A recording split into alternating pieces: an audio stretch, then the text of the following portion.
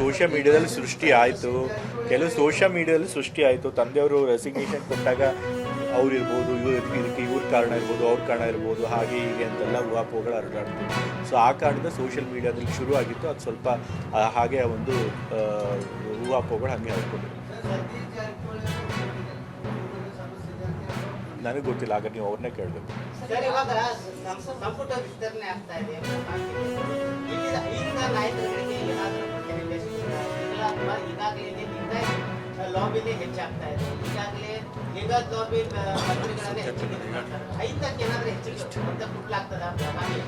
ಈಗ ಯಾವುದೇ ಒಂದು ಸಂಪುಟ ರಚನೆ ಮಾಡಬೇಕಾದ್ರೆ ಅದರೊಳಗೆ ಎಲ್ಲ ಹೆಚ್ಚು ಸಮುದಾಯಗಳ ಒಂದು ಪ್ರಾತಿನಿಧ್ಯ ಇರಬೇಕು.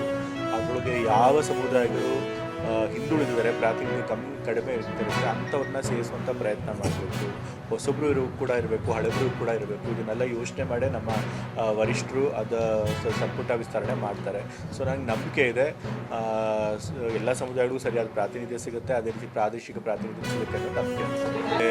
ನೇರವಾಗಿ ಮಾಧ್ಯಮದವರು ಈ ಪ್ರಶ್ನೆ ಕೇಳಿದಾಗೂ ಕೂಡ ಅವ್ರು ಉತ್ತರ ಮಾಡಿದ್ದಾರೆ. ಮತ್ತು ಹೊಸದಾಗಿ ನಾನೇನು ಹೇಳೋದು, ಅವ್ರು ಮೊದಲಿಂದಲೂ ಕೂಡ ರಾಜಕೀಯ ನನಗೆ ಆಸಕ್ತಿ ಇಲ್ಲ, ನಾನು ರಾಜ್ಯದಲ್ಲೇ ಇರ್ತೀನಿ, ರಾಜ್ಯದ ಜನರ ಒಂದು ಕಾಸ್ಗೋಸ್ಕರ ಹೋರಾಟ ಮಾಡ್ತೀನಿ ಅಂತ ಅವ್ರು ಹೇಳಿದ್ದಾರೆ. ಅವ್ರು ಹೇಳಿದ್ಮೇಲೆ ಮತ್ತೆ ಇನ್ನೇನು ಕದ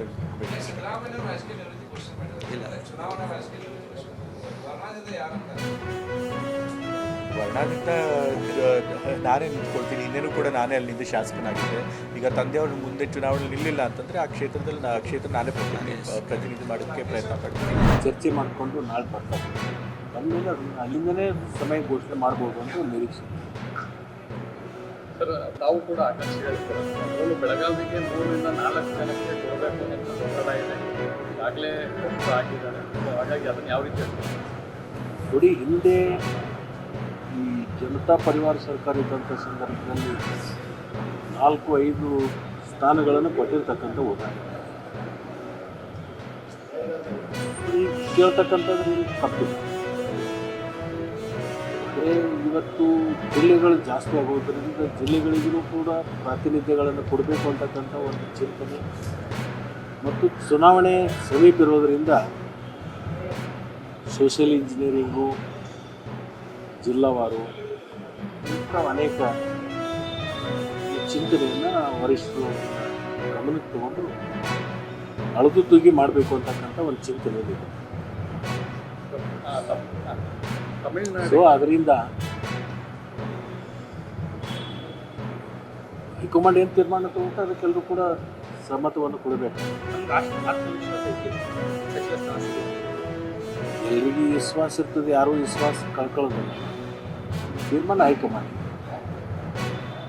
ಕಾವೇರಿ ನೀರನ್ನು 3500 ಕ್ಯೂಸೆಕ್ಸ್ ನೀರು ಬಿಡಬೇಕು ಅಂತ ಆದೇಶ ಕೊಟ್ಟಿದೆ. ಈಗಾಗಲೇ ಅದ್ರ ಬಗ್ಗೆ ದಿಲ್ಲಿಯಲ್ಲಿ ಸಭೆ ಕೂಡ ನಡೆದಿದೆ. ನೀರಾವರಿ ಇಲಾಖೆ ಅಧಿಕಾರಿಗಳು ಕೂಡ ಮಾನ್ಯ ಮುಖ್ಯಮಂತ್ರಿಗಳು ಕೂಡ ಪ್ರಮುಖವಾಗಿರ್ತಕ್ಕಂಥ ಅವರದೇ ಒಂದು ಚರ್ಚೆಯನ್ನು ಕೂಡ ತಗೊಂಡು ಹೋಗತಕ್ಕಂಥ ನಮ್ಮ ರಾಜ್ಯಕ್ಕೆ ಏನು ತೊಂದರೆ ಆಗದ ನಿಟ್ಟಿನಲ್ಲಿ ಅದನ್ನು ತೀರ್ಮಾನವನ್ನು ಮುಖ್ಯಮಂತ್ರಿಗಳು ತಗೋತಾರೆ. ನಮಗೆಲ್ಲರಿಗೂ ಕೂಡ ಒಂದು ವಿಶ್ವಾಸ. ಸರ್, KPSC ಹಗರಣಕ್ಕೆ ಸಂಬಂಧಪಟ್ಟಂತೆ ಭಾಳಷ್ಟು ದೊಡ್ಡ ಮಟ್ಟದಲ್ಲಿ ಚರ್ಚೆ ಆಗ್ತಾ ಇದೆ, ಹೋರಾಟಗಳು ನಡೀತಾ ಇದೆ, ಆರಂಭವಾಗ್ತಾ ಇದೆ. ಈ ನಂತರ ಈಗ ಈ ಕರ್ನಾಟಕದಲ್ಲಿ KPSC ಹೋರಾಟ ಶುರುವಾಗ್ತಾ ಇದೆ. ಅದ್ರ ಬಗ್ಗೆ ಈಗಾಗಲೇ ತನಿಖೆ ಹಂತದಲ್ಲಿ ಇರೋದರಿಂದ ಈಗ ಅದ್ರ ಬಗ್ಗೆ ನಾವು ಅಭಿಪ್ರಾಯ ವ್ಯಕ್ತಪಡಿಸ್ತಕ್ಕಂಥದ್ದು ಸರಿಯಲ್ಲ. ತನಿಖಾ ವರದಿ ಬರಲಿ, ಬಂದಮೇಲೆ ಅದಕ್ಕೊಂದು ಪ್ರತಿಕ್ರಿಯೆ ಕೊಡಿ. BJP CBI ತನಿಖೆ ಕೊಡಬೇಕು ಅಂತ ಆಗ್ರಹ. ಅವರು ವಿರೋಧ ಪಕ್ಷದಲ್ಲಿ ಇದ್ಕೊಂಡು ಅದನ್ನು ಬಿಟ್ಟರೆ ಬೇರೆ ಏನು ಕೇಳ್ತಕ್ಕಂಥ ನಾವು ನೋಡಿಲ್ಲ. ಪ್ರತಿಯೊಂದು ಕೇಸನ್ನು ಕೂಡ CBI ಕೊಡಬೇಕು ಅಂತಕ್ಕಂಥದ್ದಿದೆ. ಬಟ್ ಅವರು ಯಾರು ಈ ಹಗರಣಗಳನ್ನು ಮಾಡಿದ್ದಾರೆ ಅವರು ಈ ಒಂದು ಸಂದರ್ಭದಲ್ಲಿ ನಮ್ಮ ರಾಜ್ಯದ ಅಧಿಕಾರಿಗಳು ತನಿಖೆ ನಡೆಸ್ತಕ್ಕಂಥ ಸಂದರ್ಭದಲ್ಲಿ ಅದೇನಾದರೂ ವೈಫಲ್ಯ ಆದಾಗ ಅದನ್ನು ಅವ್ರು ಕೇಳಬೇಕು.